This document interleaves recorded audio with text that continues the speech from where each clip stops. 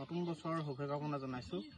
আৰু আমি নলনী গাঁৱৰ হাঁহাখাতি পঞ্চায়তৰ অন্তৰ্গত নলনী গাঁৱত প্ৰথমবাৰৰ বাবে নলনী গাঁও নদিহিং যুৱ সংঘৰ উদ্যোগত আৰু বৃহত্তৰ নদিহিং অঞ্চলবাসী ৰাইজৰ সহযোগত আমি এদিনীয়াকৈ মৰাণ জনগোষ্ঠীয় ৰাতি বিহু অনুষ্ঠিত কৰিব বিচাৰিছিলোঁ অহা 13 তাৰিখে।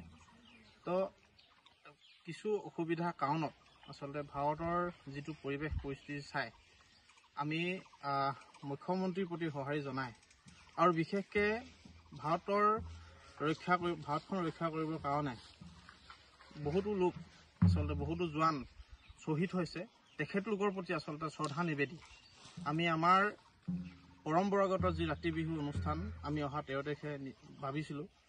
সকলো কাম ইতিমধ্যে প্ৰায় 90% কাম সম্পূৰ্ণ হৈছে।